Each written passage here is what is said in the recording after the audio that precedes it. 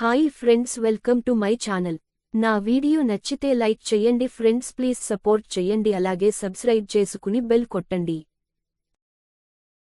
కల్కి AD cinema sequel ఉందని, ఆ మాటకొస్తే ఏకంగా సినిమాటిక్ యూనివర్స్ ఉందని ఇప్పటికే టీం చెప్పేసింది.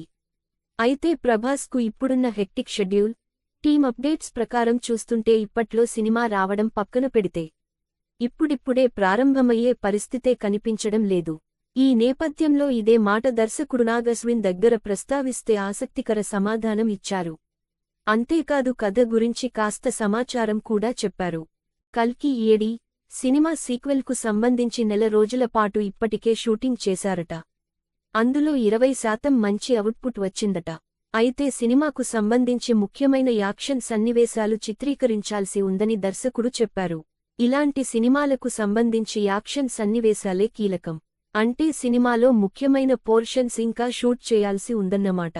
సినిమా గురించి ఏమన్నా చెప్పొచ్చు కదా అని అడిగితే, సీక్వెల్లో కమల్ హాసన్, ప్రభాస్, అమితాబ్ బచ్చన్ మధ్య భారీ యాక్షన్ సన్నివేశాలుంటాయని, అవి ప్రేక్షకుల్ని విశేషంగా ఆకర్షిస్తాయని చెప్పారు.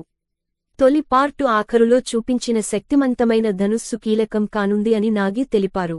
అశ్వత్థామ, కర్ణుడు, యాస్కిన్ల మధ్య ఆ ధనుస్సు కీలకంగా మారి సినిమాను మరో స్థాయికి తీసుకెళ్తుందని తెలిపారు దర్శకుడు. అన్నట్లు కల్కి ఏడి కొత్త పార్టులో తన పాత్ర నిడివి ఎక్కువగా ఉంటుందని గతంలోనే కమల్ హాసన్ చెప్పారు. ఆ లెక్కన ఇప్పుడు నాగి చెప్పిన మాటల్ని కలుపుకుంటే రెండో పార్టులో యాస్కిన్ విశ్వరూపం చూస్తామని అర్థమవుతోంది. జూన్ 27న విడుదలైన కల్కి ఏడి సినిమా వసూళ్లలో రికార్డులు సృష్టిస్తోంది. ఇప్పటి వరకు 700 కోట్లకు పైగా వసూళ్లు సాధించింది. త్వరలోనే రూ. 1000 కోట్ల మార్కును దాటికి ఇంకాస్త ముందుకు దూసుకుపోతుంది. నా వీడియో నచ్చితే లైక్ చెయ్యండి ఫ్రెండ్స్, ప్లీజ్ సపోర్ట్ చెయ్యండి. అలాగే సబ్స్క్రైబ్ చేసుకుని బెల్ కొట్టండి.